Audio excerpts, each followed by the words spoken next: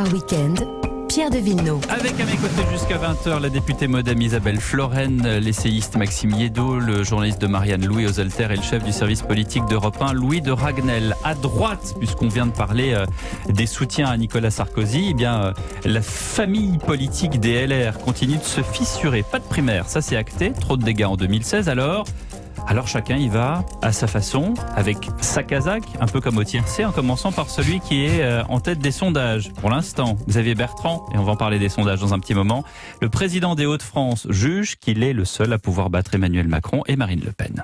On en a soupé des primaires. La primaire de 2016, qui a été source de division, qui ne nous a pas permis de l'emporter. Et les adhérents de LR, sous la conduite de Christian Jacob, la semaine dernière, ont dit non à une primaire. Ce que je lance ce soir, c'est un appel au rassemblement. Un appel au rassemblement. Du côté de Valérie Pécresse, qu'est-ce qu'on dit ? On l'écoute. Pour moi, il n'y a pas aujourd'hui de candidat naturel. Et à partir du moment où il n'y a pas de candidat naturel, il faut jouer collectif. Le congrès qui a été choisi pour départager les candidats, c'est, un processus d'unité. Voilà. Et c'est pour ça que je l'ai accepté. Parce que moi, j'accepte toujours de jouer collectif et j'accepte toujours les règles du jeu parce que c'est comme ça qu'on rassemble. Moi, ma porte est toujours ouverte à tous ceux qui veulent le dialogue. Mais je le dis, à un moment donné, il faut un processus de sélection. Et il ne faut pas avoir peur de la sélection. La sélection, c'est justement la condition de l'unité. Et moi, j'ai beaucoup de respect pour les militants des Républicains. Ils ont fait leur choix, je le respecte, et moi, je m'y soumettrai. Voilà donc pour la réaction de Valérie Pécresse, sachant que dans quelques minutes, c'est Michel Barnier qui devrait passer à la télévision. On suivra un peu ses déclarations et j'allais dire peut-être que ces deux, déclarations de Xavier Bertrand et de Valérie Pécresse sont de l'histoire ancienne, puisqu'on a donc ce sondage dont on vous donnait la primeur dans le journal de 19h, sondage Ipsos pour Le Parisien, et nous avons donc un Éric Zemmour à 15%, on n'est plus à 10 ou à 11. Nous avons une Marine Le Pen à 16% d'intention de vote pour le premier tour. Je rappelle qu'elle était à plus de 20, je parle sous votre contrôle, Louis de Ragnel, était plus de 20. Et puis après, alors vous avez donc pour les candidats de droite, parce que je vais pas tous les citer puisque c'est ceux qui nous intéressent aujourd'hui, Xavier Bertrand à 14% et Valérie Pécresse, je la cherche dans mon tableau mais je ne la trouve pas. Donc elle doit être aux alentours justement de... vous avez l'information ? Je l'ai pas encore ouvert le sondage. Je ne l'ai pas. Je vais le rouvrir. Marine Le Pen, Xavier Bertrand, Emmanuel Macron, Anne Hidalgo, on a tout ça. Mais on n'a pas Valérie Pécresse, en tout cas. Pourtant, elle a bien été testée. Oui. C'est en cours d'ouverture. Alors attendez, Pierre, on va tous s'y mettre. En tout cas, on a cette... aux alentours de 12, Valérie Pécresse. Aux alentours de 12, on va reconfirmer. Elle est à 12% exactement. 12%. Bon, premier enseignement, Louis de Ragnel, de ce sondage? Premier enseignement, déjà, c'est que Éric Zemmour est au-dessus de n'importe quel candidat de la droite, Valérie Pécresse, Michel Barnier, Xavier Bertrand. Le deuxième enseignement, c'est que Marine Le Pen continue de chuter considérablement. Est-ce que c'est un report de voix, mathématique entre Éric Zemmour et Marine LePen? Pas complètement mathématique, mais oui, c'est Éric Zemmour qui fait chuter Marine Le Pen, absolument. Et puis Éric Zemmour prend aussi à droite, puisque il n'y a pas de candidature à droite qui émerge considérablement. Il empêche en tout cas une dynamique du côté des Républicains. Et enfin, il y a une petite confirmation pour Xavier Bertrand, c'est que dans tous les cas de figure, Xavier Bertrand est le mieux qualifié quand même de tous les candidats de la droite face à Éric Zemmour, face à Marine Le Pen, face à Emmanuel Macron.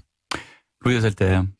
Les sondages, il faut les prendre non pas pour les chiffres qui donnent à un moment donné et que donne un seul sondage, mais pour la tendance qui dessine. Oui. Donc là, la tendance Zemmour est quand même évidente, puisqu'on a plusieurs instituts sur plusieurs semaines qui nous expliquent que Éric Zemmour recueille un nombre croissant d'intentions de vote. C'est même assez fulgurant. Quelque part, en fait, ça arrive trop vite pour lui. C'est-à-dire que je pense que lui-même ne s'attendait pas à ce que cette croissance se fasse aussi rapidement et aussi tôt dans la campagne, puisqu'on n'est que le 1er octobre. On a encore plusieurs mois avant la présidentielle. Il y a quelque chose d'important à garder en tête, c'est que champion d'automne n'est jamais le champion du printemps. Donc, en tout cas, quasiment jamais. Et ce qui devrait déjà nous faire garder notre sang-froid quand on commente les sondages les uns après les autres. Et parmi les prétendants, ceux qui sont actuellement plus en baisse, donc fébriles, ou ceux qui sont quasiment sûrs de gagner, doivent aussi modérer les ardeurs dans les QG. On est dans une période où la plupart des Français ne s'intéressent pas à l'élection présidentielle. Tout simplement parce que c'est pas le calendrier de maintenant, et que seuls les gens qui s'intéressent à la politique. Je suis pas tout à fait d'accord. Moi, je pense que c'est le cas, et qu'en plus les décisions de vote se forment de plus en plus tard, et même la décision d'aller voter, d'aller à l'ISO. Ça tombe bien si vous n'êtes pas d'accord, parce que vous allez reprendre la main, mais après une nouvelle pause. À tout de suite. Conseillez votre opticien. Europe Soir Weekend, Pierre de Villeneuve. Avec Louis Dragnel, Louis Osolter, Maxime Yedot et Isabelle Floren, on parle de ce sondage que l'on a du mal à décrypter. En fait, on a enfin retrouvé les bons chiffres de ce sondage Ipsos pour le Parisien, avec effectivement cette projection qui donne Éric Zemmour à 15% d'intention de vote au premier tour. 15% avec effectivement un Xavier Bertrand à 14% dans l'hypothèse où c'est lui le candidat des LR. On est à 12% pour Valérie Pécresse où c'est elle la candidate des LR. On est à 11% pour Michel Barnier si c'est lui le candidat des LR. Je vous ai coupé la parole, mon cher Louis Dragnel. Mais non, mais et surtout ce sondage est intéressant parce que quand on poursuit les pages de la notice, on découvre par exemple que si Éric Zemmour n'est pas candidat, eh bien mécaniquement, Xavier Bertrand passe de 14% à 17%, donc il prend 3 points, ce qui montre vraiment que Éric Zemmour prend également à Xavier Bertrand. Donc je trouve que c'est intéressant.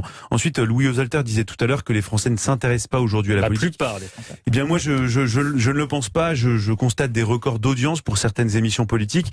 Et s'il y a bien une élection qui passionne les Français, c'est l'élection présidentielle. Et d'ailleurs, il y a beaucoup de candidats. Souvent, on les entend parler. Ils expliquent que ce qui n'intéresse que les candidats, que les Français, ce sont les programmes. Or, on sait très bien que les Français lisent très très peu les programmes. Ils s'attachent en fait à 4-5 maximum mesures symboliques. C'est du vote.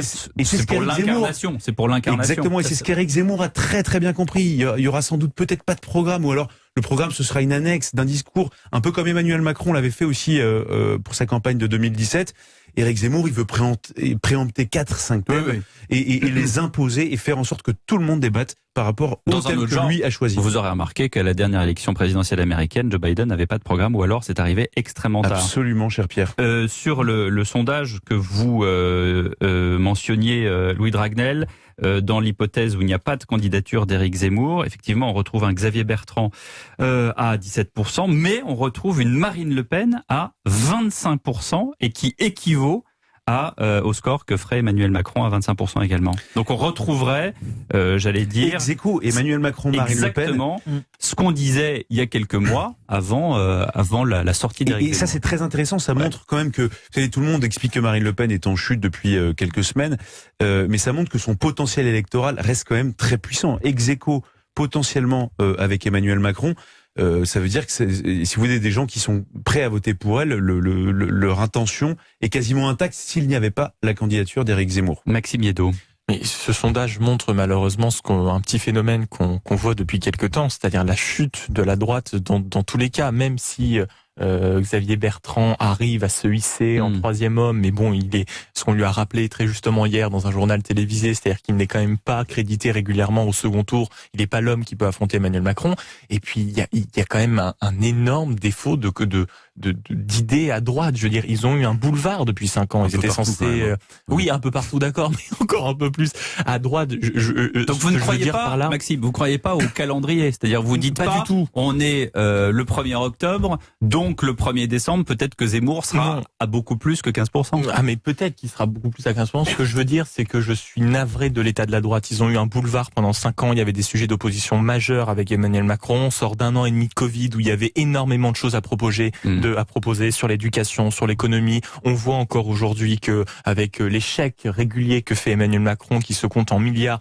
il devrait y avoir une place pour une droite qui déteste la folie dépensière, qui justement est pour la rigueur budgétaire. Ça, on ne la trouve pas. Et quand on a la sortie d'Edouard Philippe dans Édouard Philippe qui n'est plus aux Républicains, vous le savez comme moi, et qui n'est pas non plus à la République en marche, qui interroge non plus beaucoup de choses.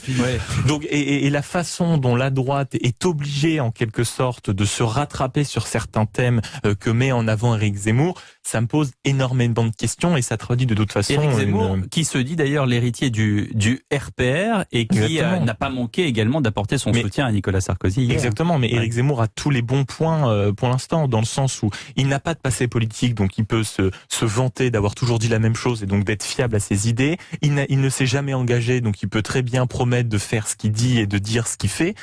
Et ensuite, surtout, il il n'a pas, en quelque sorte, le défaut de l'ambiguïté, parce qu'à droite, ils sont tous là, oui, on sait pas, vous comprenez. Éric Zemmour, il a des idées, il y va, pour parler trivialement, au bazooka, et pour l'instant, c'est ce qui lui permet de torpiller et Xavier Bertrand et Marine Le Pen. Et pas Emmanuel Macron encore. Pas encore Emmanuel Macron. Pas encore ou pas du tout Isabelle Florennes? Moi, c'est difficile à dire. Oui, non, mais il y a un emballement. Non, mais merci. Dans un instant, la météo. Il y a un emballement médiatique, mais moi, je peux comprendre puisque, mais je veux dire, il y a 5 ans, on pensait que Alain Juppé, en septembre 2016, donc, allait être président de la République. Enfin, il y avait un engouement, il y avait à droite, en tout cas, un emballement autour de la candidature d'Alain Juppé. On a vu que 2 mois après ce qu'il en était. On peut revenir dans l'histoire et en 1993, on était persuadé que ça serait Édouard Balladur et en 1981, on restait persuadé que ça serait Valéry Giscard d'Estaing. Voilà. Mais c'est important aussi de regarder et pour des élus que nous sommes aussi de garder la tête froide par rapport aux événements et à la médiatisation. Moi, je peux comprendre que Éric Zemmour ait beaucoup d'amis aussi chez les Républicains, puisqu'il les a fréquentés pendant longtemps, journaliste, chroniqueur, journaliste au Figaro. Il a beaucoup d'amitié aussi, ce qui crée, on le sent bien, un malaise à droite important de la part de ses amis. Et puis, vous le disiez très bien, Maxime Edo. Depuis, voilà, parce que c'est lui que vous montrez. Maxime Edo que je montre. Désigne. Voilà, en fait, il y a quand même une absence cruelle d'idées. Je le constate dans le débat parlementaire, malheureusement très peu d'idées nouvelles depuis quelques années et quelques mois de la part de la droite. C'est un peu dommage, y compris Zemmour, parce que moi j'attends quand même les propositions d'Éric Zemmour sur... Il n'y en a pas eu beaucoup, mais il y en a eu au grand rendez-vous d'Europe 1. On peut ne pas être d'accord, mais dimanche dernier, sur les expulsions notamment. Mais ce sont ces idées qui dérangent. Moi, ce qui me gêne, si vous voulez, pour le moment, dans les idées d'Éric Zemmour, évidemment, pour le mouvement que je représente, c'est que tout, pour le moment, tourne autour de la question migratoire et d'immigration. C'est pas l'alpha et l'oméga d'une politique, c'est pas l'alpha et l'oméga d'une présidentielle. Bah oui, ça en fait partie, mais c'est un des sujets. Et il y a bien d'autres sujets qui devront être mis sur la table et qui vont l'être, heureusement. Mais il y a vendre des idées, il y a vendre une vision du monde. C'est-à-dire que Zemmour, à la différence d'autres candidats ou pré-candidats, ne vend pas à la découpe sa dernière idée, comme Xavier Bertrand hier qui nous parlait de sa prime, la prime à l'emploi ou prime au pouvoir d'achat. Qu'on fait déjà. Et qu'on fait déjà. Comment ça s'appelait? Du une sorte de prime d'activité, sous une autre forme. Mais là, on est presque dans la technique. Évidemment que c'est très important pour les gens. Je pense que la présidentielle se fera en partie sur le pouvoir d'achat, qu'elle ne se fera pas que sur l'immigration. Je suis le premier à le dire. Mais Zemmour, à la différence de la plupart des membres du personnel politique, vend une explication du monde clé en main, en disant le principal problème et l'unique grand problème, c'est l'identité, c'est l'immigration, c'est une menace civilisationnelle. Et de là va découler, il va décliner en fait des propositions uniquement à partir de cette matrice-là. Et là, il prend, à mon avis, dans cette période préélectorale où les gens ne savent pas encore pour qui ils vont voter, ne savent pas encore, à mon avis, ne se projettent pas dans l'élection présidentielle encore, mais regardent ce qui se passe et regardent surtout ce qu'on leur vend, les visions du monde, comment on leur explique le monde, quel est le récit qu'on tente de leur servir pour expliquer tous les problèmes qui nous arrivent. Et là, Zemmour a une énorme force là-dessus, c'est que lui, depuis qu'il est journaliste essayiste, vend une vision du monde qui est complètement globale et qui est cohérente, parce qu'il n'a pas changé d'avis depuis qu'il est devenu chroniqueur à la télévision et dans les journaux.